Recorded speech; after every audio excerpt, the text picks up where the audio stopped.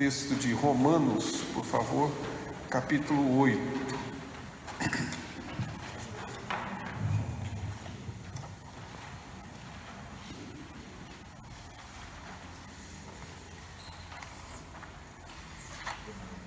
Romanos 8.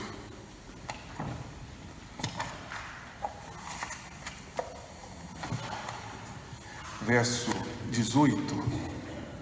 Vamos ler responsivamente também o verso 18 de Romanos 8 até o verso de número 30. Romanos 8, 18 a 30. Vamos ler responsivamente, porque para mim tenho por certo que os sofrimentos do tempo presente não podem ser comparados com a glória a ser revelada em nós.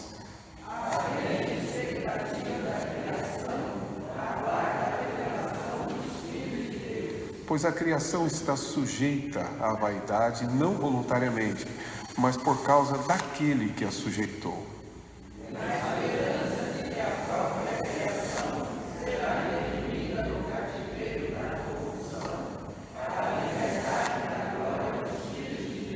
Porque sabemos que toda a criação a um só tempo geme e suporta angústias até agora.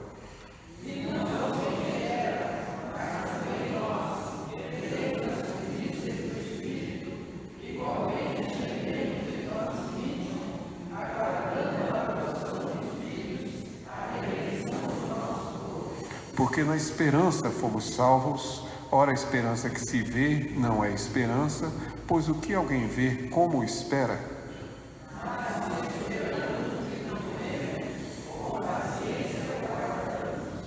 Também o Espírito semelhantemente nos assiste em nossa fraqueza, porque não sabemos orar como convém, mas o mesmo Espírito intercede por nós sobremaneira, com gemidos inexprimíveis.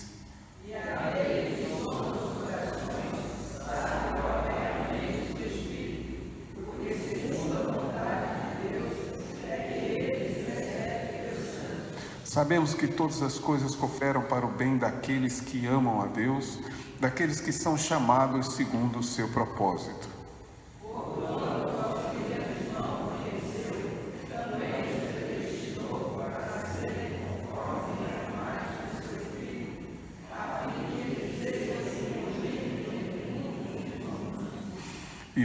E aos que predestinou, a esses também chamou, aos que chamou, a esses também justificou, e aos que justificou, a esse também glorificou. Já contei uma vez para os irmãos um conto, na verdade, chinês, que diz que em certa ocasião, cumprindo seus ritos cerimoniais, da sua religiosidade, os chineses tinham o costume de queimar os seus problemas. Eles escreviam os seus problemas em pequenos manuscritos ou em manuscritos, e um determinado dia eles queimavam tudo isso, e essa queima dos problemas era como se isso fosse uma espécie de forma dos seus deuses, que são deuses ancestrais, como sabemos, interceder e solucionar os problemas que eles possuem. Quase que numa réplica do que acontecia algum tempo atrás, onde se tinha a prática também entre os evangélicos no Brasil de queimar os problemas em papéis. Muito parecido. A solução, o resultado é sempre o mesmo. Nenhum. A queima de papel não resolve. E a queima de manuscrito também não, mas eles criam nisso. E assim faziam. Em uma certa ocasião, caminhava então um pobre chinês carregando o seu manuscrito com o seu problema, e claro, como ele realmente tinha muitos problemas, o manuscrito era grande, então ele carregava seus manuscritos para poder fazer a queima, e em uma carruagem daquelas levada por servos ia um rico chinês, e o rico chinês tinha um manuscrito pequenininho na mão. Ele percebeu quando a carruagem passou, e ele então correu, os acompanhou e aí questionou, falou: gostaria eu de ter um problema desse tamanho. Desse tamanho, meu é com certeza um arquivo de aço cheio, mas gostaria que fosse desse tamanho, e não os que eu carrego. E o rico chinês que estava lá em cima perguntou: o senhor quer trocar? E ele: é claro. Como não quero trocar esse tanto de problema por um problema pequeno? E aí eles trocaram os seus manuscritos e ele passou a levar o manuscrito do homem. E a carruagem foi embora, ele então resolveu abrir para ver que grande problema era esse, um problema desse tamanhozinho, que aquele homem possuía. E quando ele abriu, estava escrito: tenho lepra. Tenho lepra é, na verdade, a demonstração de que nós sempre avaliamos os nossos problemas como os maiores. Problemas, sofrimentos, dificuldades nos vêm ou nós os avaliamos e temos sempre uma visão extremamente extensa dele. Para nós, o sofrimento é um problema insolúvel. Na realidade, nem sequer existe essas, digamos, expectativas nossas de que viveremos um dia aqui sem problemas. Pois é de problemas, de angústias, como já dissemos, que Paulo está escrevendo aqui. O nosso olhar para Romanos 8 é entender qual é o papel do Espírito Santo em nós. E como eu disse, há algum tempo atrás, o que eu ouvia é que o Espírito Santo, na verdade, não era nem sequer ensinado em nossas igrejas e que nós não enfatizávamos o seu papel na igreja, o que é uma inverdade. O Espírito sempre tem e teve um papel primordial em tudo aquilo que cremos. E aqui está a prova disso, que muito mais importante do que a atuação dele, talvez, naquilo que são aplicados como dons e etc., que também é relevante para nós, essa realidade de Romanos 8 é essencial. Como já vimos aqui em Romanos 8, é o Espírito quem nos conduz num novo caminho, esse caminho que ele mesmo traça. Nós andamos no Espírito e em função disso não inclinamos mais para o pendor da nossa corrupção, mas nós inclinamos sim para o Espírito. É o Espírito quem de fato mortifica o velho homem, ou nos auxilia, nos induz, ou nos habilita a mortificar. É por meio dele que nós deixamos aquilo que eram nossos hábitos do homem que não cria, para assumirmos os hábitos daquele que crê. E esse é um papel que o Espírito desempenha, já vimos aqui também no texto de Romanos. É ele quem também testifica junto com o nosso Espírito que nós somos filhos de Deus, e mais do que isso, que nós somos herdeiros dele, e herdeiros da parte de Deus. Realmente somos co-herdeiros com Cristo, e vimos isso, se eu não estiver enganado, no domingo passado. Mas agora, ao olhar essa continuidade de Romanos 8, nós temos que aqui observar pelo menos alguns, digamos, pressupostos iniciais que são do próprio apóstolo, por favor. Primeiro, entender que em momento algum da Escritura existe a promessa de que crer em Deus significa o fim de problemas, tá? Não existe. A Escritura nunca nos ensinou isso. O cristianismo, ele não é utilitário, de tal forma que ele me seja útil para resolver dificuldades. O cristianismo, nós não cremos nele porque ele vai tornar a nossa vida melhor, tá certo? Como se ele tivesse essa função. Na realidade, a razão por que cremos é porque ele é verdadeiro, porque ele é a verdade, independente do que ele anuncia. Claro que ele nos anuncia uma vida de paz em Deus, mas na perspectiva de paz, ou na paz que ele dá, e não naquela que nós achamos que é. Claro que ele nos oferece uma vida em Cristo, mas é diferente de ausência de sofrimento. A evidência disso está no texto. Se você está com sua Bíblia aberta, por favor, verifique. No verso 17, que dá início a esse parágrafo, percebam que ele diz no verso 17 que se com ele sofremos.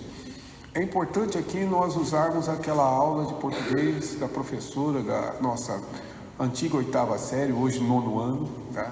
Que nos ensinou a conjugar verbos e nos mostrou que há uma diferença entre o modo indicativo e o modo subjuntivo. Subjuntivo, se alguns de nós ainda nos lembramos, né? Não nos esquecemos, é o modo da probabilidade, da possibilidade. Então aponta para um possível fato ocorrendo. Mas o indicativo, ele na verdade é uma afirmação, a declaração de um fato ou de algo que já é existente. É por isso que quando lemos o verso 17, diz: se com ele sofremos. Podemos até traduzir de uma forma um pouco diferente: considerando que com ele nós sofremos. Ele não está levantando uma hipótese, ele está fazendo uma afirmação. Com Cristo nós sofremos. Ou seja, crer em Cristo implica em realmente compartilhar de sofrimento com Cristo. Não é mais aqueles problemas, não são mais aqueles problemas que tínhamos anteriormente, mas são agora os problemas que nos surgem em virtude de estarmos com Cristo e vivemos com Cristo. E se você é um cristão e pretende viver uma vida autêntica nesse mundo atual, concorde comigo, o que a gente arranja são problemas, tá? Vá ser cristão para você ver o quanto de problema que não surge. Você vai ter problemas de todas as ordens, de relacionamento, em todos os sentidos. Se você tentar ser justo, tentar ser verdadeiro, a consequência qual é? É realmente algumas dificuldades. É isso que ele está dizendo. Se estamos com Cristo, com Ele sofremos. E essa ideia de sofrimento continua. Verso 18, por favor. Por certo que os sofrimentos do tempo presente, diz ele no verso 18.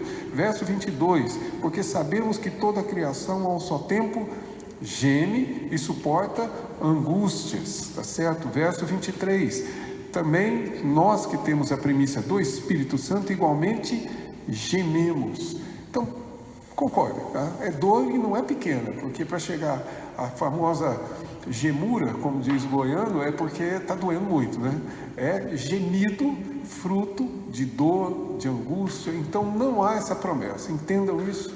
Paulo não parte do princípio aqui que crer em Cristo significa que a partir daí você vai viver aquilo que popularmente se chama um mar de rosas. Se é que existe isso, eu nunca vi mar de rosas, mas de qualquer maneira, se alguém acha que vai encontrar um passeio no parque, então não é essa a figura que a Escritura narra da nossa caminhada com Deus, mas é na verdade uma jornada no deserto. Então não há. Essa é a perspectiva que ele descreve aqui. Mas também descreve a luz do que nós acabamos de ler no verso 17. Se com ele sofremos, é um fato, também com ele, aí no futuro, seremos glorificados. E é exatamente esta frase que abre toda essa sessão do que Paulo está traduzindo, ou pelo menos está nos mostrando. Se você olhar o último verso que lemos hoje, o verso de número 30, percebam que ele termina como o verso 17. Aqueles que ele justificou, também ele glorificou. Então, ele está falando dessa glorificação. Então, gostaria que os irmãos olhassem para o texto sobre essa perspectiva. Sofremos com ele e seremos glorificados com ele. Ou seja, padecemos da dor por sermos co-herdeiros com Cristo, mas nós também partilharemos da glória dele. Aliás, em certa forma já partilhamos disso. Então, olhando para esses dois aspectos da vida cristã, de uma vida de dor e sofrimento, mais uma vida de glorificação, introduz-se então aquilo que na verdade é a nossa, digamos, forma de lidar com a dor. E aqui Paulo vai nos mostrar que existe exatamente dois pontos fundamentais que temos que entender, que a ação do Espírito nos ajuda a lidar com as nossas dificuldades e com os nossos problemas. É essa a questão.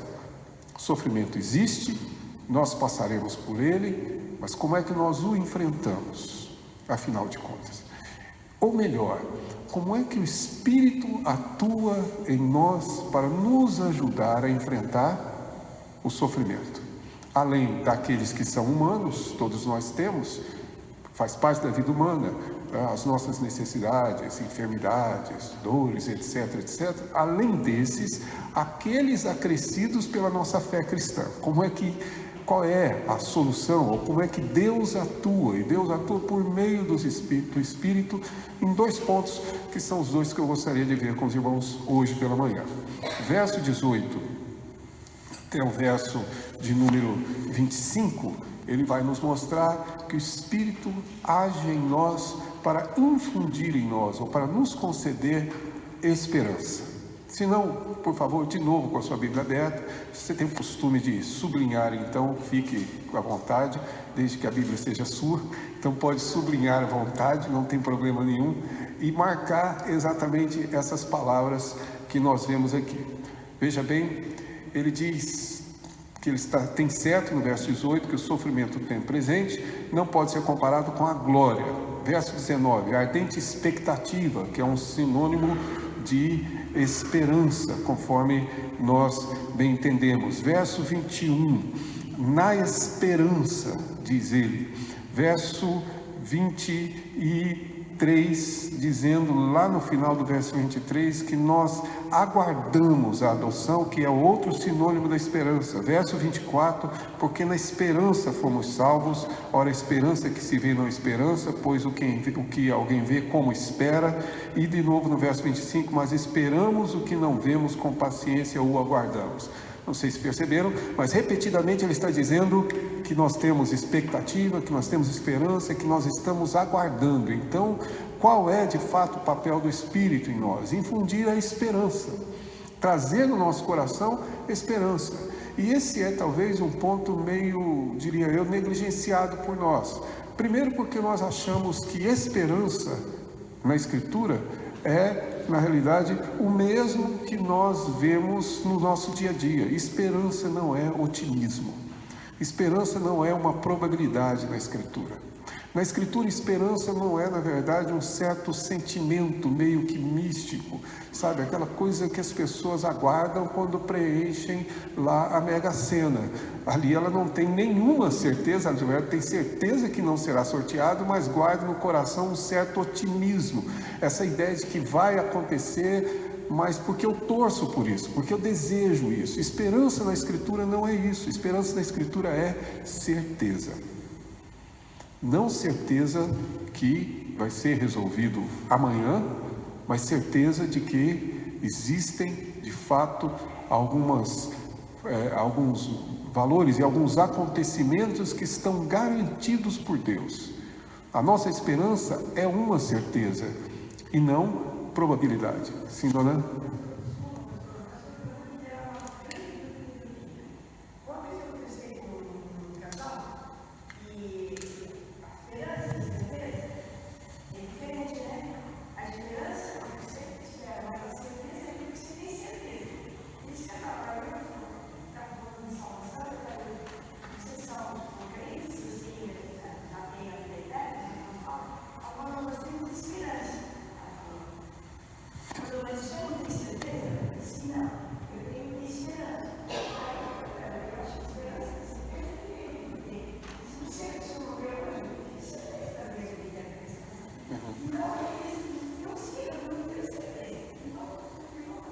Sim, na verdade a diferença é simples, né? Não é se eu tenho esperança ou não, é o que.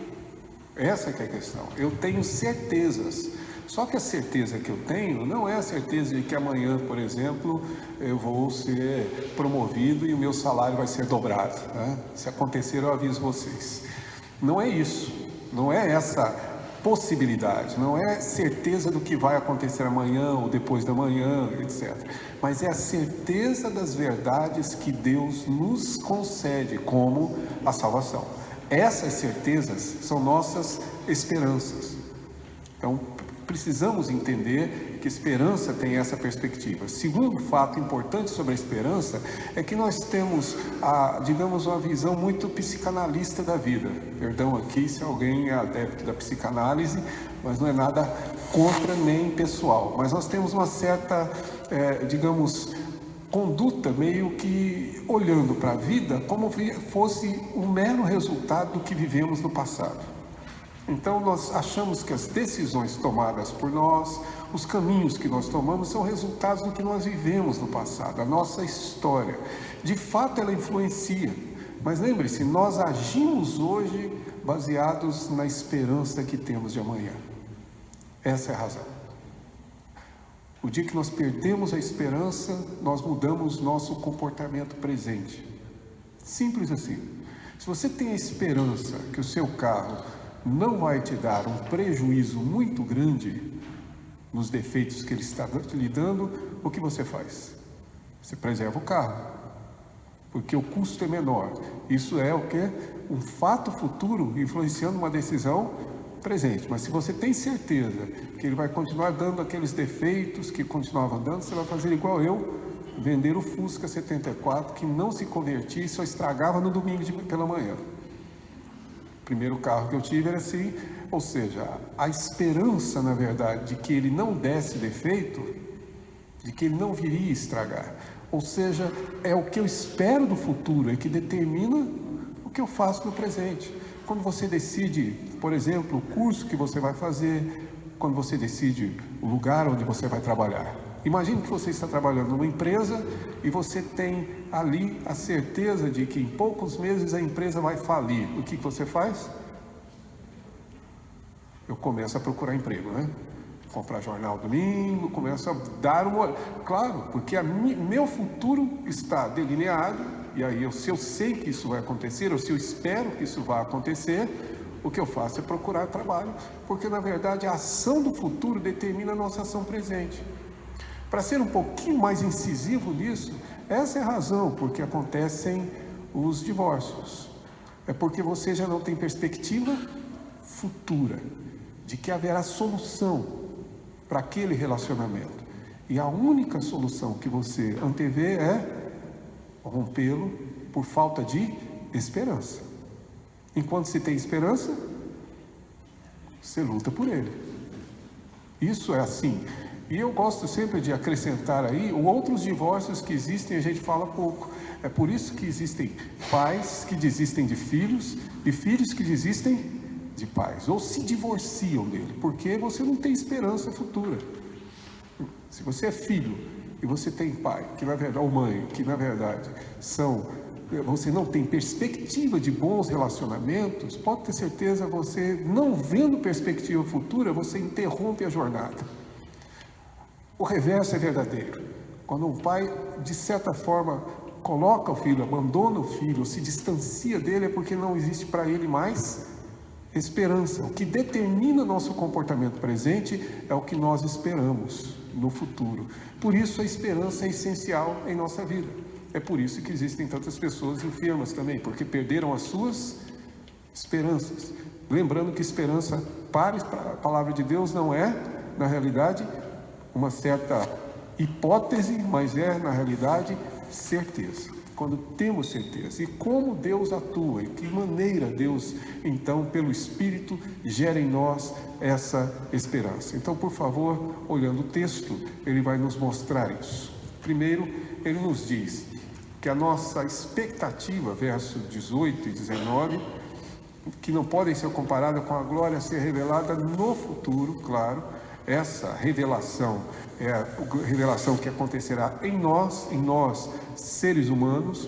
E aí nós temos exatamente Paulo lendo Gênesis e interpretando Gênesis para nós. Ou seja, a representatividade de Adão. E neste caso em particular, o nosso sofrimento existe, mas nós aguardamos o sofrimento, o que vai ser revelado, porque não existe comparação, não existe como eu comparar o sofrimento de hoje com a glória futura. A glória é muito mais, digamos, excelente do que o sofrimento, muito maior do que o próprio sofrimento. E por isso é que nós, na verdade, aguardamos essa revelação, e essa revelação que ele diz, a glória que vai ser revelada em nós. Isso é importante. A glória não é uma glória que vai ser revelada para nós, mas nós seremos glorificados, nós seremos tomados por essa glória de Deus. É isso que ele explica, e dizendo que essa ardente expectativa da criação, porque na queda de Adão, a criação também caiu. E é isso que ele começa a explicar, assim como a criação será redimida na restauração de todas as coisas em Cristo Jesus. Essa é a palavra dele, tomando a criação como nossos parceiros nesse sofrimento. Ou seja, sofremos como a criação sofre, e isso é exatamente o que ele nos escreve. Veja no verso 20, que a criação está sujeita à vaidade. Vaidade aqui não é aquele cuidado de ficar bonito, né? Que aliás é uma virtude, não é um defeito, né? Desde que não seja exagerado, está tudo bem, né? O pastor que eu conheci falava brincando de uma senhora que havia da igreja dele, que fez tanta plástica, ficou tão esticada que quando entrava na igreja dava um passo e abria a boca, né? Estava esticada demais. Não é essa vaidade, digamos assim, extrapolada e, digamos, de alguma forma, uma vaidade fora de limite. Mas vaidade de ter cuidado de se vestir, mas não é esse sentido. Vaidade aqui é daquilo que é vão. Ele está sujeita ao pecado, que é identificado à vaidade, a coisas vãs. Tá certo? É esse sentido, e por isso ele diz que a própria criação, no verso 20, está sujeita a essa vaidade, mas não porque ela quis, não foi voluntária, mas por causa daquele. E quem é aquele? Aquele é o próprio Adão. Tá certo? O nosso representante, ou poderíamos dizer por causa do homem, no sentido geral. Nós sujeitamos a criação a essa condição de estar sob o domínio do pecado. A natureza toda geme, veja bem, diz o verso 22, toda a criação, a um só tempo, geme e suporta angústia até agora. Tá certo? Aquela conversa das pessoas dizerem que as plantas sofrem, porque é criação e porque está sujeita ao pecado. Porque ela quis? Não. Porque a queda humana afetou toda a criação. Aquela ideia de que os animais sofrem sim, e muito. Os lá de perto de casa sofrem mais, porque não podem ser bichos, eles precisam ser gente, né? As pessoas não admitem mais o animal ser animal. O animal tem que ser membro da família, o animal tem que ser... Aí elevaram os animais à condição de homens, né? De pessoas. Tanto é que antigamente o animal chamava Rex, Totó. Hoje tem nome, Brian. Hoje todo mundo chique, todo mundo tem nome bacana, né? Esses dias eu vi dois conversando na calçada lá perto, e etc e tal, e os cachorros brincando, aí os cachorros começaram a se estranhar, Tobias puxou o cachorro, eu fiquei procurando Tobias, mas Tobias estava lá embaixo, eu não vi o Tobias. A ideia...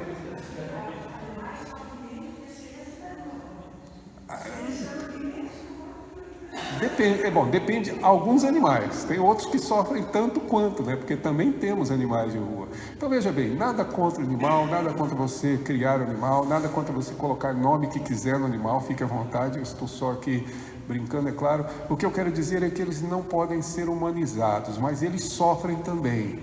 Eles têm sentimentos, eles passam por sofrimento e o pecado os afetou também.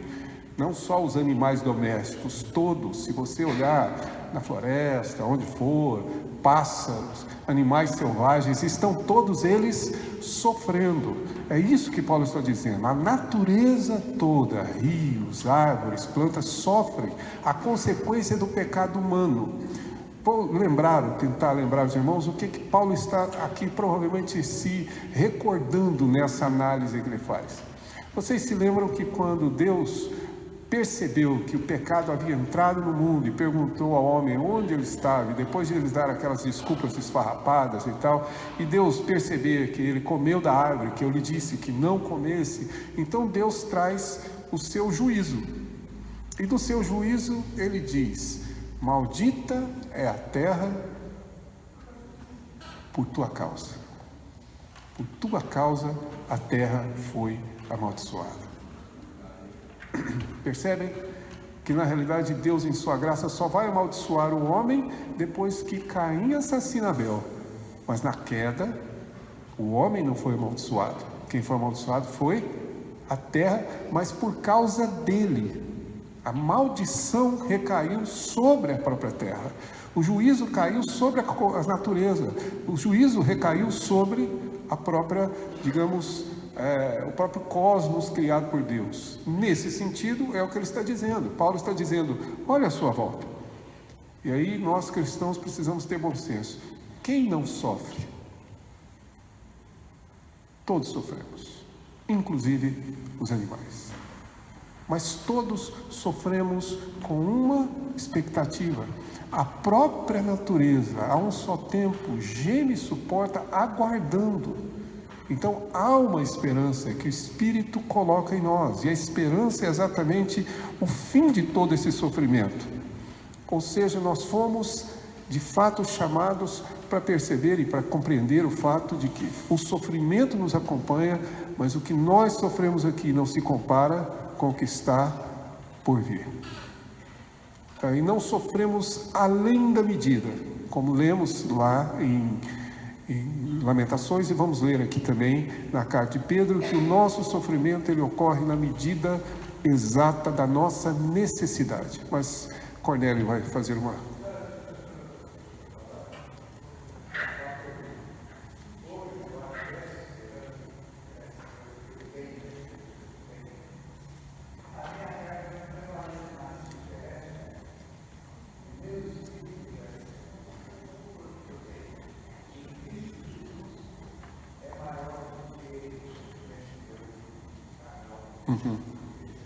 Sim, a verdade é que o sofrimento que temos, ele não é mais punição sobre nós, mas ele é uma contingência, inclusive, da nossa humanidade, da nossa fé.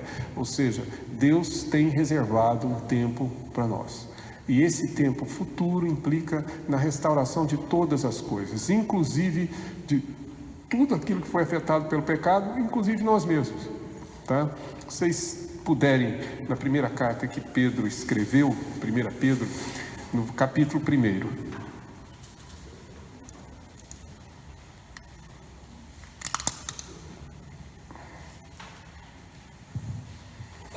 É um argumento muito parecido, inclusive. Sabem que a carta de Pedro foi escrita para uma comunidade em sofrimento, em perseguição, inclusive pela própria fé cristã. E veja a resposta que ele traz como é parecida.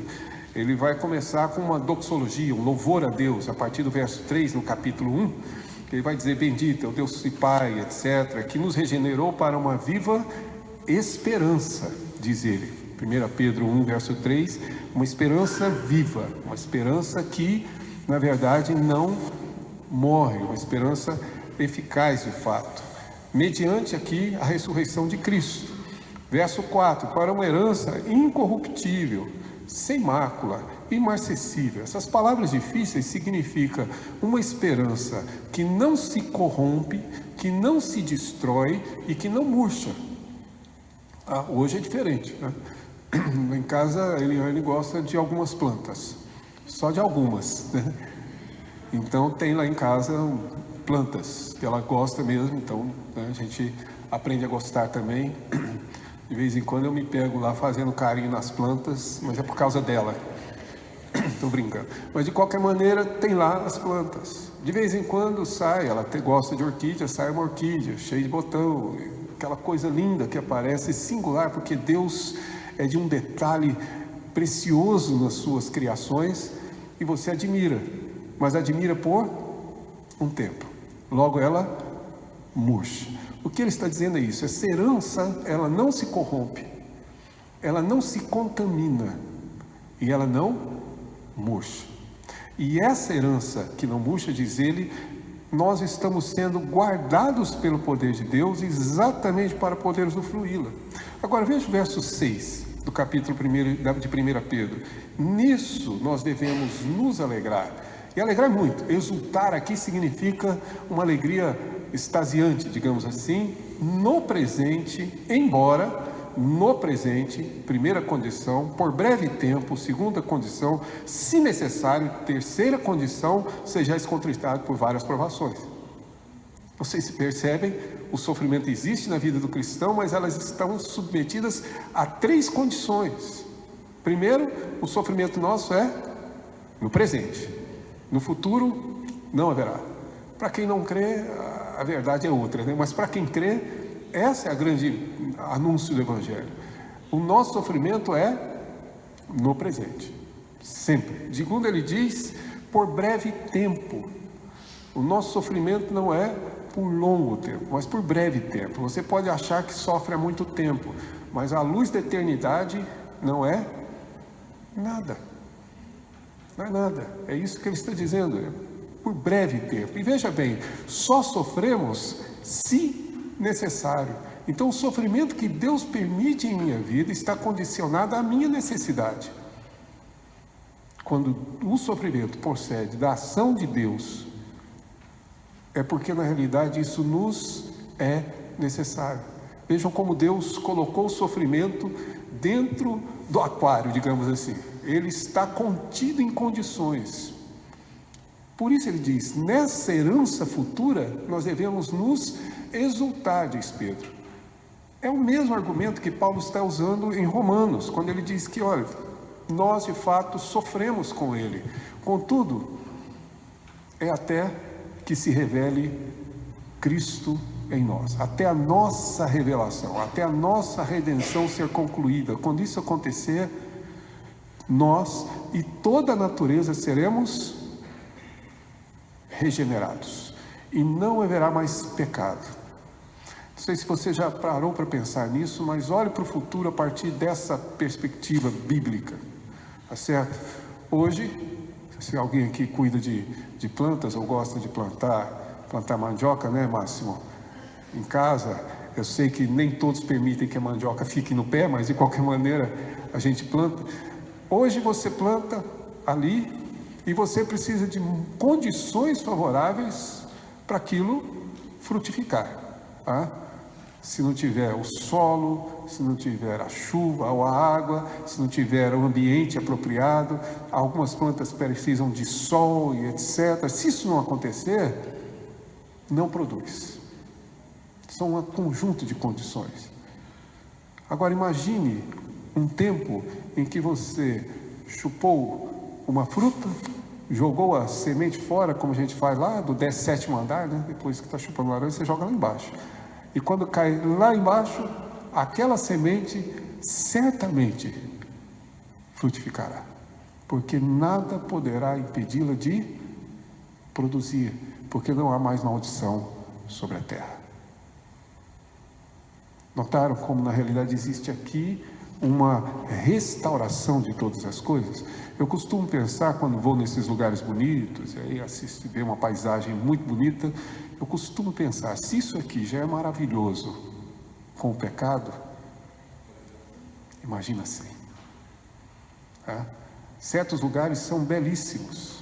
Aí você vai, entra, toma banho, né, numa cachoeira com um véu de noiva, lá em Chapada dos Guimarães, que nós só podemos olhar, não podemos tomar mais banho, porque está proibido. O turismo depreda tudo. Imagine um momento em que não vai haver isso, e você vai poder voltar a tomar banho nessa cachoeira. Ou quem sabe, voltar a subir o Morro do Careca lá em Natal, que está impedido de subir, por quê? Porque a areia está deslizando, está desfazendo, digamos assim, uma referência turística da cidade. Mas vai haver um tempo em que nós vamos poder usufruir de tudo e nada disso irá afetar a nossa existência ou a nossa convivência com a natureza. É isso que Paulo está dizendo. Quando isso acontecer, a própria natureza será regenerada. A esperança, então, que nos ajuda é olhar para o futuro e perceber que o sofrimento que temos agora é necessário, mas haverá um tempo em que esse sofrimento não acontecerá mais, em que eu e você poderemos conviver, em que herdaremos a terra, porque nós fazemos parte dos mansos, como disse Jesus. E não haverá mais domínio, nem maligno e nem do pecado sobre o que Deus criou. Nesse tempo, o nosso sofrimento vai parecer um ponto. Eu sugiro aqui, inclusive, a leitura de um livro que se baseia um pouco nesse conceito, que é chamado O Grande Abismo, de um autor que eu já cito muito, vocês já devem ter me visto falar muito sobre ele, mas chamado C.S. Lewis, que escreveu vários livros, mas esse tem um significado particular, é chamado O Grande Abismo. Na sua capacidade, digamos aqui, criativa, ele imagina uma aeronave saindo das imediações do inferno, digamos assim, e subindo até as imediações do céu. Aqui ele não está preocupado com o ponto teológico, se é possível alguém migrar de um lugar para outro. O que ele quer mostrar é a diferença que existe entre um e outro. E lá existem um conjunto de narrativas onde ele vai denunciando principalmente os nossos pecados de alguma maneira. Mas é interessante que ao final do livro, o protagonista do livro que subiu com a aeronave pede ao anjo para dizer, mas tudo isso aqui é muito maravilhoso, tudo muito bonito, mas de onde vem? De onde eu vim? De onde é que eu saí? E então o anjo o leva, abre a grama do chão, e lá ele mostra um pequeno buraco de onde ele saiu. E esse buraco é o grande abismo.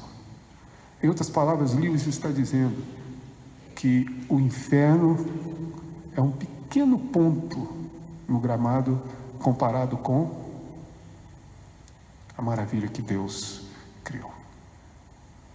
É incomparável. É essa a ideia.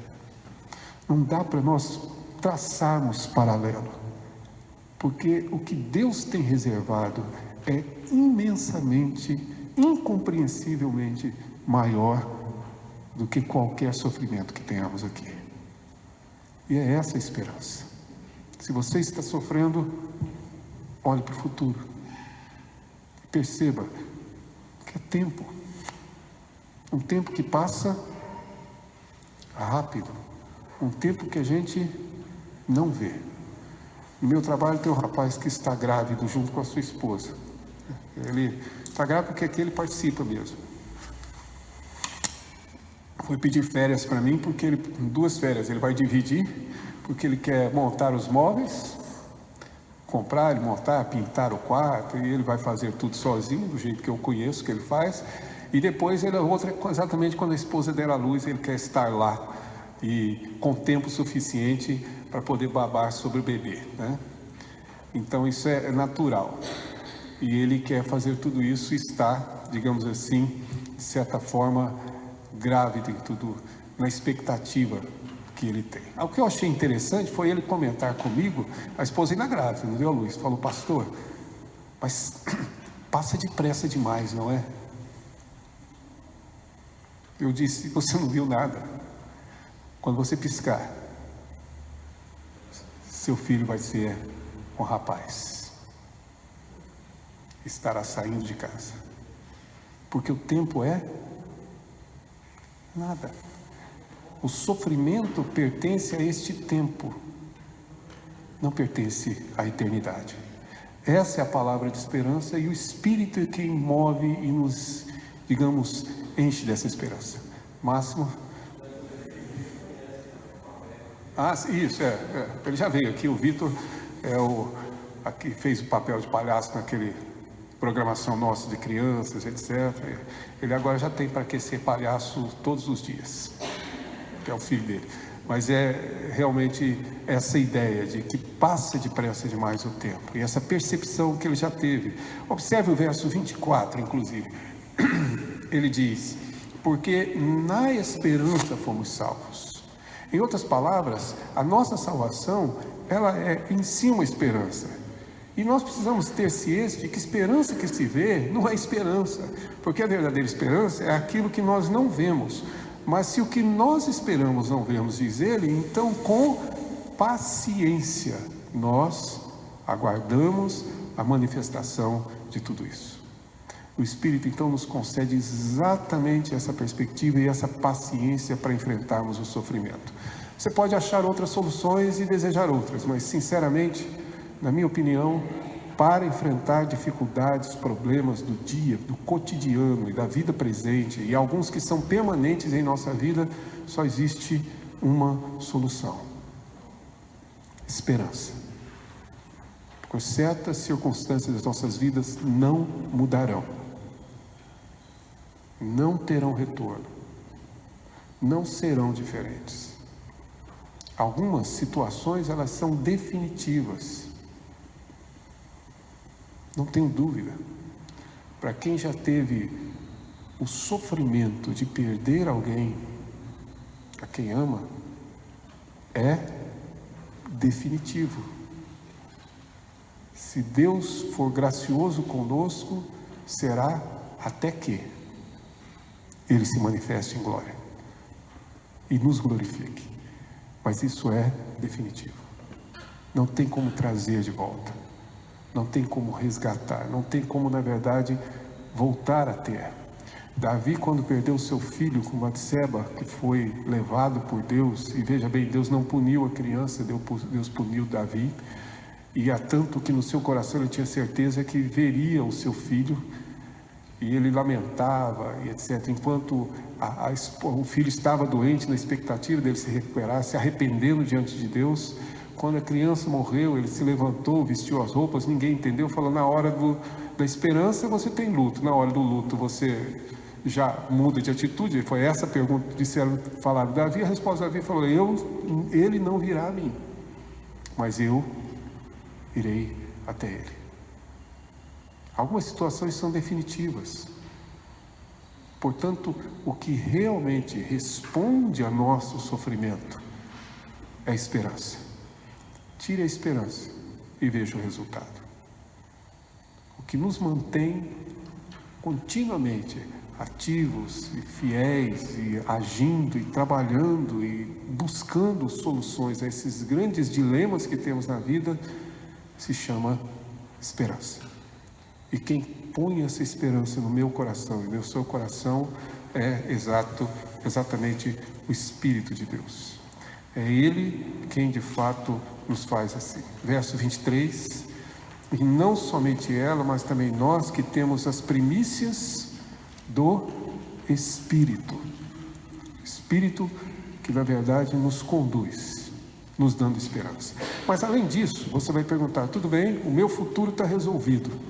Então, está garantido, eu sei como será no futuro, aguarda a manifestação, então, dos filhos de Deus, a natureza será toda ela, digamos, regenerada, e eu terei, então, essa situação de paz definitiva, sem problemas e sem sofrimentos. Ótimo.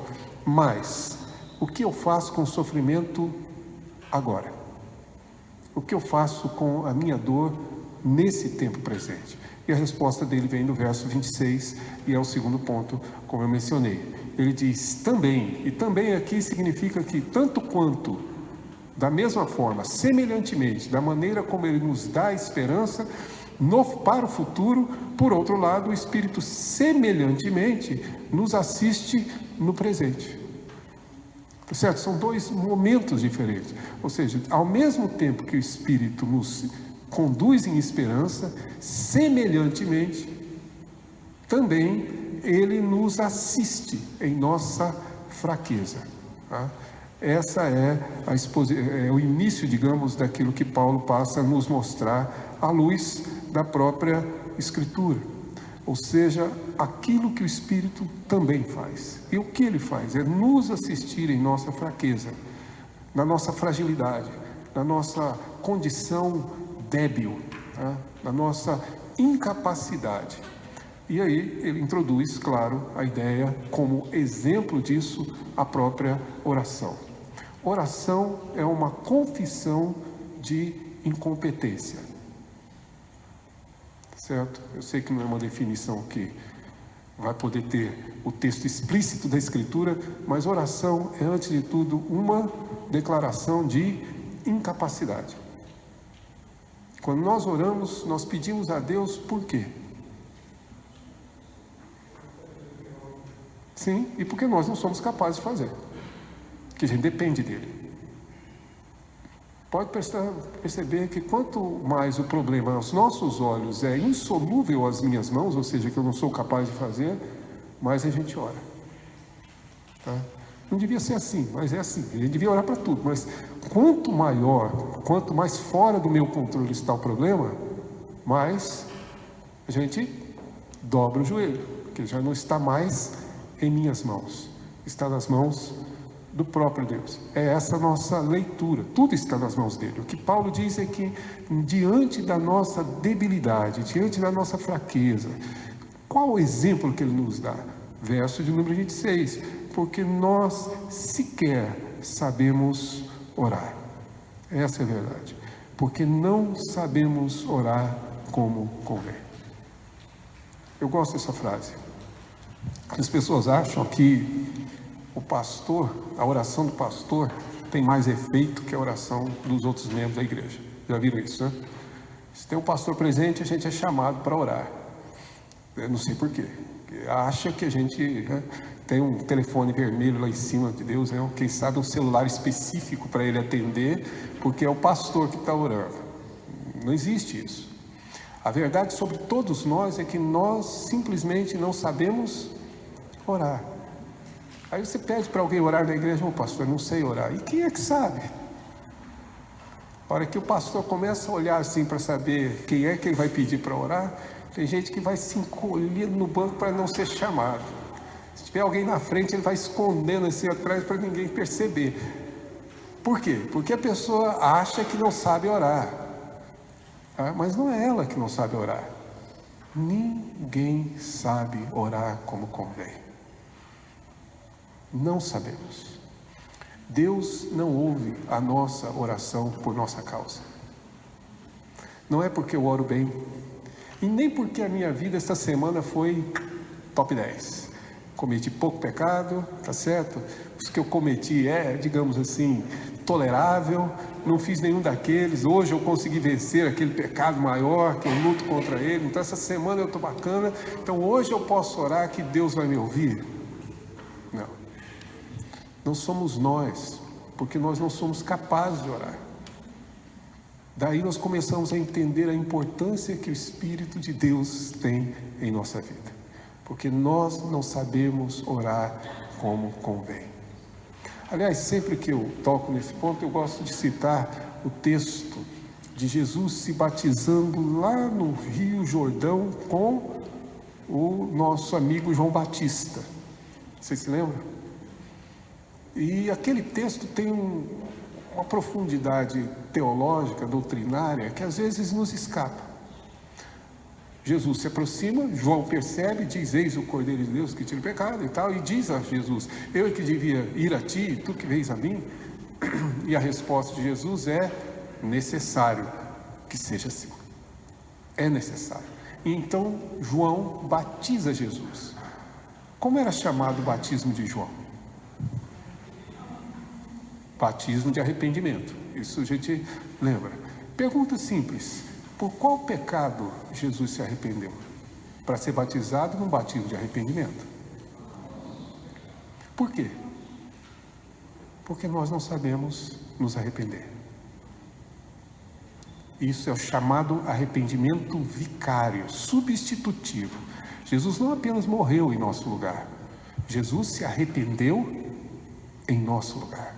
E como eu estou em Cristo, quando eu oro, e fiz hoje pela manhã a minha confissão de pecados, não é porque eu fui sincero, mas é porque Jesus se arrependeu em meu lugar. Ele e não eu, porque meu arrependimento é frágil, é débil, é incapaz. Pensem bem, você se perdoaria baseado no seu arrependimento? Me conhecendo como eu conheço, na melhor das hipóteses eu me chamaria de hipócrita. Na melhor, não vou nem mencionar a pior, porque eu peço perdão para cometer pecado de novo. Às vezes nem sinto com tanta dor assim a rejeição pelo pecado. Eu sei que é pecado, Senhor, me perdoe, mas a tristeza nem sempre invade meu coração para eu chegar à condição mesmo de dizer: olha, eu sou um miserável. E aí eu me arrependo, baseado em quem Deus nos perdoa, no arrependimento de Jesus. Então nós somos incapazes de nos arrepender, incapazes de nos salvar e incapazes de orar. Nossa oração, se depender de nós, não adianta, não vai a lugar nenhum. A gente tem umas teses diferentes, né? A gente vai orar no morro, que acha que, sei lá, talvez esteja mais perto do céu,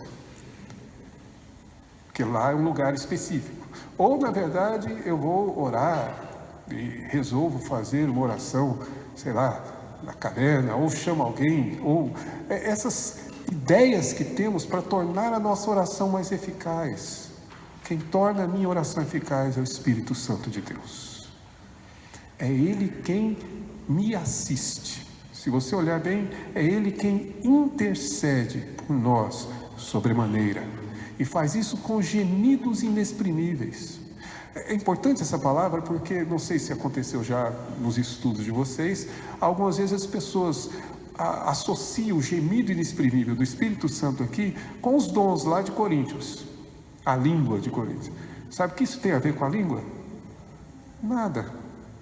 Esse gemido é o mesmo gemido que nós temos no capítulo 8. Se você olhar verso 22, toda a natureza a um só tempo geme. Verso 23, nós que temos a primícia do Espírito também gememos. É esse gemido que ele está falando. É o gemido de dor, é o gemido de sofrimento, é o gemido da nossa angústia, da nossa tribulação. Nós gememos e aí o Espírito Santo intercede por nós com gemidos que nós não somos capazes de expressar.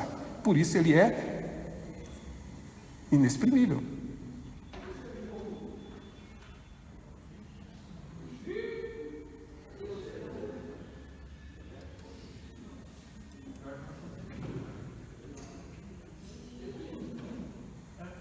Só. Acho que para mim vão ter que comprar uns 5, né? Que aí vai acabando, vai pegando um na fila do outro. Gemidos, nesse caso, é gemido de sofrimento, de dor. Tá? Eu não sei se você já passou por essa situação. Eu passei algumas vezes. Tá? Você passa por uma dor, por um sofrimento, e você não consegue expressar nenhuma palavra. Às vezes a única coisa que você faz é se assentar e chorar. Eu me lembro de algumas ocasiões em que fiz exatamente isso. Uma delas até foi bom porque eu estava sozinho em casa, aí você pode chorar sem ter que ficar dando explicações, né? É melhor. Tranca a porta, não atende ninguém, sentei, me lembro até hoje, e eu não tinha uma palavra a dizer a Deus, porque não existem palavras que expressem certas dores. E quando me falta a palavra, tal a dor e o gemido que eu trago no meu coração, o Espírito Santo geme por mim, expressa por mim diante de Deus a minha dor. Essa é a solução de Deus para o sofrimento presente. Eu olho para o futuro e o tempo do meu sofrimento é breve. Logo, não sofrerei mais. Eu olho para o presente e do meu lado eu encontro o Espírito de Deus, que me assiste quando eu estou fraco.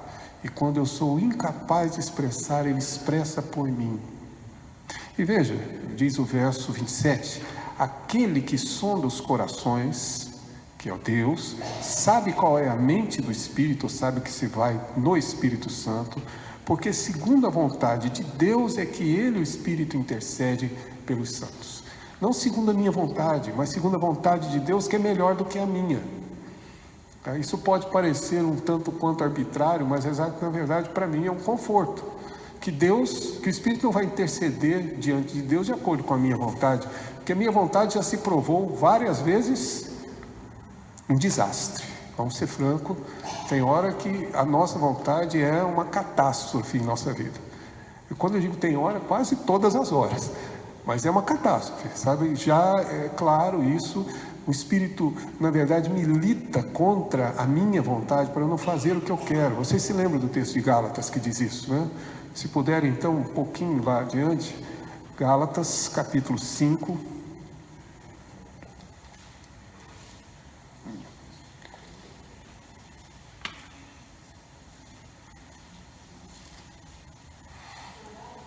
Capítulo 5 de Gálatas 5. Veja o que diz o verso 17.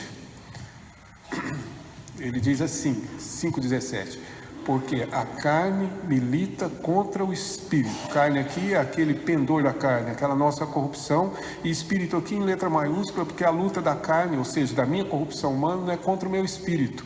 A luta é contra o Espírito Santo. Tá? Então, eles militam entre si. E o espírito contra a carne, contra a minha corrupção, porque são opostos entre si. Agora veja o propósito: para que não façais o que porventura seja do vosso querer. Tá? Por qual razão o Espírito Santo está militando com o meu espírito, com a minha corrupção humana? Para que eu não faça o que eu quero. Tá? Graças a Deus, numa visita que fizemos, acho que foi na visita que eu citei um autor escreveu certa vez a seguinte frase, muito lapidar, muito própria. Ele diz o seguinte: bendito o homem que diz a Deus, seja feita a tua vontade. Maldito o homem que ouve de Deus, seja feita a tua vontade. Quando Deus faz o que eu quero, pode ter certeza, na maioria das vezes é punição, juízo, correção, né? Quando Deus permite que a minha vontade seja satisfeita. A vontade nossa deve ser satisfeita quando ela está de acordo com a vontade de Deus. E é assim que o Espírito intercede por nós, com gemidos inexprimíveis, e de tal forma que isso cumpra a vontade de Deus, é de acordo com a vontade de Deus. Deus conhece o Espírito conhece a vontade de Deus, e de acordo com a vontade de Deus, Ele intercede por nós. Graças a Deus que é assim, tá? Graças a Deus. Eu posso estar orando e pedindo a Deus: Senhor, me dê aquela Ferrari. Espírito, Senhor, o Fusquinha 74. Por quê? Porque é melhor, porque é bom. Tinha um amigo meu que falou para mim que depois de certo tempo ele entendeu: olha, já entendi que nunca vou ser rico. Eu falei: por quê? Rapaz, se eu ficar rico eu não vou prestar, então Deus não vai deixar eu ficar rico. Um outro, eu fui pregar na igreja dele, em Governador Valadares, e ele então, passando comigo a liturgia antes da mensagem, lá no gabinete, ele tira do bolso um óculos e coloca assim. Sabe aqueles óculos de leitura que fica estilo tio Patinhas, né? Bem pequenininho na ponta do nariz. É, exatamente, Enésio, desse jeito. E aí, com aquele óculos daquele jeito, pequenininho, eu falei: rapaz, o que é isso, né? Eu não usava óculos na época, né? Ele diz: agora tem jeito, tem que usar. E Deus é sábio. Eu falei: como assim? Quando você é jovem, Ele te dá todo o vigor que você precisa, mas não te dá a sabedoria. Aí você fica velho, Ele te dá a sabedoria e tira o vigor. Porque se eu fosse jovem, cheio de vigor, com o que eu sei agora, olha, eu não ia prestar. E de fato, Deus em sua sabedoria nos conduz e nos leva para que nós entendamos sim, que a vontade dele é soberana e que isso ocorre de acordo com a vontade dele. E de acordo com o coração dele é que ele age e intercede por nós. E aqui vem exatamente a consequência disso. Nós sabemos que o Espírito intercede por nós, sabemos que o futuro que nos reserva é exatamente essa graça que Ele vai nos dar, mas tudo isso nós sabemos, verso 28. No presente do indicativo, para ninguém ter dúvida, isso eu sei agora, eu não saberei no futuro, eu sei hoje. E o que eu sei? Eu sei que todas as coisas cooperam para o bem daqueles que amam a Deus e daqueles que são chamados segundo o seu propósito. Só pode amar a Deus quem Ele chama. Mas todas as coisas cooperam. Eu não sei como é que você interpreta isso. E é talvez um dos textos mais difíceis, porque isso aqui nos introduz na doutrina da providência de Deus. E a providência de Deus sobre as nossas vidas não traz apenas coisas agradáveis. Às vezes, exatamente aquilo que mais nos fere. Mas tudo isso coopera para o meu bem. É por isso que ele diz que o Espírito intercede de acordo com a vontade de Deus, porque o que Deus quer é o nosso bem. Sempre, o que Ele deseja é nos fazer bem. Por isso Ele permite, claro, que nós saibamos disso, somos chamados e temos essa certeza. E assim Ele conclui: o que Deus conheceu, ou seja, o que Deus amou, conhecimento no sentido de amor aqui, o que Deus conheceu, a isso Ele predestinou. Estes que Ele predestinou, diz a Escritura, Ele também justificou, e os que Ele justificou, esse também Ele chamou, esses que ele chamou, ele justificou, e os que ele justificou já glorificou. Duas palavras finais importantes aqui.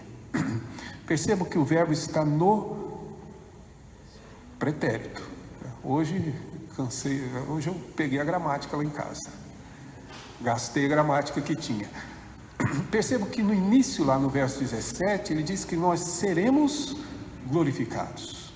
Glorificação é um ato de Deus no futuro. Aqui, Paulo escreve e diz que Deus já glorificou. O que se passa na mente do apóstolo para escrever dessa forma? O que ele pretende dizer com isso? Isso é o que nós chamamos de hebraísmo. É quando a sua cultura hebraica influencia o seu pensamento, ainda que escrito em grego aqui. Tá certo? No hebraico existem dois tempos verbais. O hebraico não tem tempos, vários tempos. Ele tem dois. Ou o verbo está no completo, ou o verbo está no incompleto. Geralmente, quando ele vem no incompleto, eu traduzo como um fato futuro, que não se completou, portanto, olha para o futuro.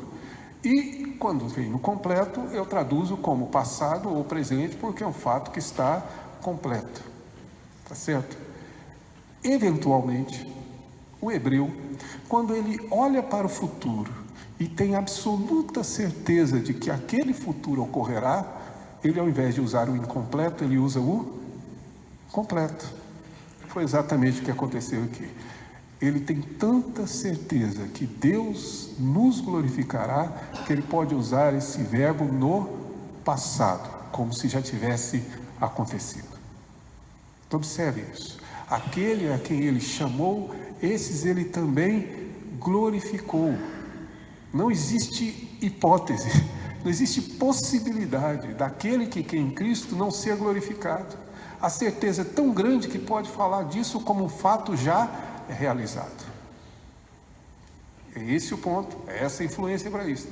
Mas o principal, e para podermos terminar aqui com uma aplicação de tudo isso, é o verso 28. O que ele conheceu, ele também predestinou, mas ele predestinou para. Tá? Há um propósito aqui. Então nós precisamos ser muito cuidadosos. Porque uma das coisas que nos são ditas é que a doutrina da predestinação, ela é uma doutrina que na verdade nos torna arrogantes, orgulhosos e muitas vezes omissos em nossas responsabilidades, em nossas ações. Observe exatamente que é o oposto. A eleição, ela tem um propósito e ela deve cumprir e irá cumprir esse propósito. Se Deus glorificou, se Deus chamou, se Deus justificou, qual a possibilidade do propósito de Deus não acontecer nessa eleição? Nenhuma. Vai acontecer. E qual é o propósito? Diz o verso 28, para sermos conforme a imagem do seu Filho. E volto a dizer a vocês, aqui é uma interpretação de Gênesis, tá? Paulo, com certeza, traz à memória o livro de Gênesis, se não tiver com ele aberto do lado, ao escrever Romanos, ao ditar Romanos, que a gente acredita que, na verdade, foi Tércio quem escreveu enquanto ele ditava. Mas, percebam bem, é Gênesis. Lá em Gênesis, Deus disse que façamos o homem imagem e semelhança. E assim o homem foi feito à imagem e semelhança de Deus. Entrou o pecado e essa imagem ela não foi desfeita, mas ela foi corrompida. Ainda somos imagem e semelhança de Deus? Sim, mas uma imagem deturpada, pervertida e corrompida pelo pecado. Isso nós sabemos. Quando ele diz que na realidade o propósito de toda salvação de Deus é fazer com que nós sejamos conforme a imagem dele. Eis a restauração de todas as coisas.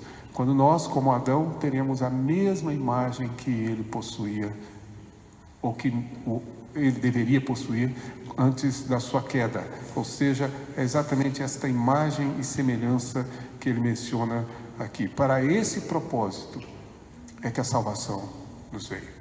O que nos ajuda a entender, mais uma vez, qual é o propósito da nossa, não só esperança, mas o propósito, inclusive, do sofrimento, para sermos conforme a imagem e semelhança dos filhos de Deus.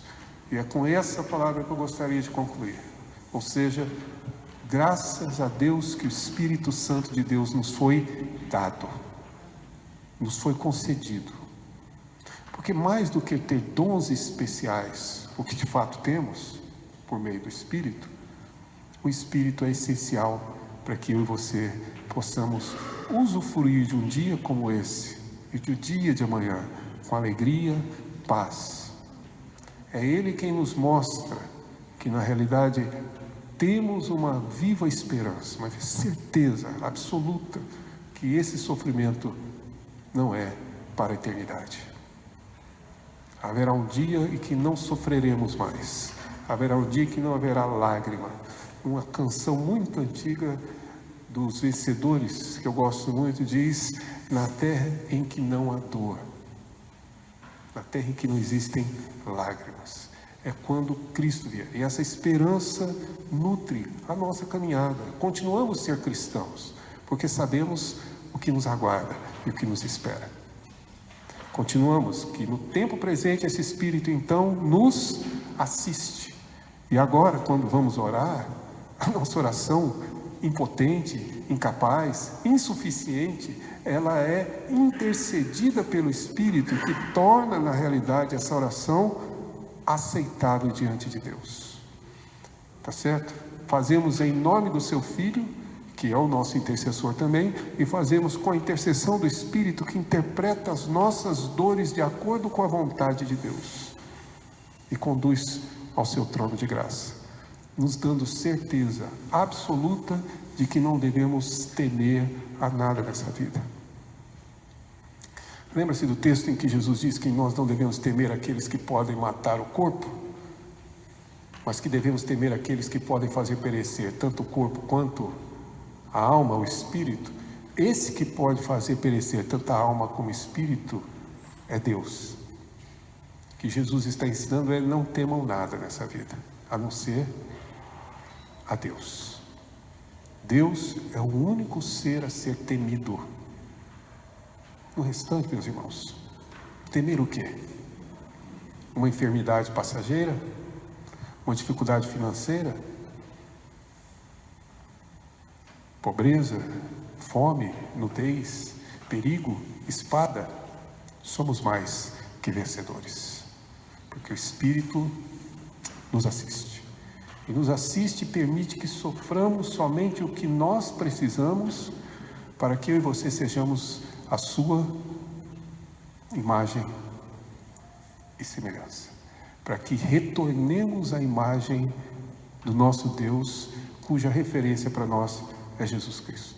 Portanto, eu espero que hoje, quando virmos agora sofrer outras coisas, eu não posso demorar demais, senão aumento o sofrimento da fome de vocês, mas quando vamos sofrer durante o dia, que o que se manifeste é a pessoa de Cristo em nós. Que sejamos como Ele, soframos como Ele. Que assim em nós seja manifesto exatamente a pessoa de Jesus. E que tenhamos esse conforto em nosso coração. Que ao contrário de lamentar e reclamar, tenhamos outra atitude.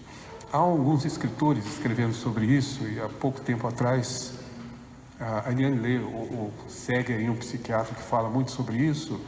Eu mesmo dei um livro ao Samuel também, um dia desses atrás, que trata desse assunto também. Mas há na nossa geração, no nosso tempo, geração que eu quero dizer, não os idosos, os jovens, mas há no nosso tempo, uma espécie, eu diria, de autopiedade. Não sei se vocês já perceberam. Todo mundo parece que o seu sofrimento é igual ao do chinês, é maior do que todo mundo. E ninguém entende a minha dor, ninguém entende o meu sofrimento. A gente é cheio de autopiedade. Se há uma coisa que transtorna as nossas relações e prejudica a nossa vida, é a famosa reclamação. Tá? Tudo está ruim o tempo todo.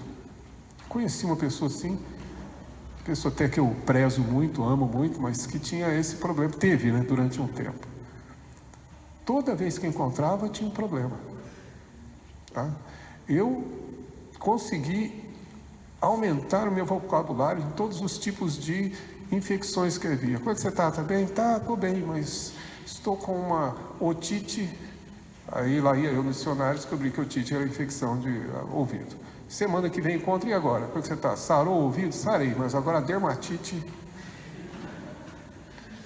E de ite. Ninguém gosta de conviver com pessoas que reclamam o tempo todo. Ninguém, nem você.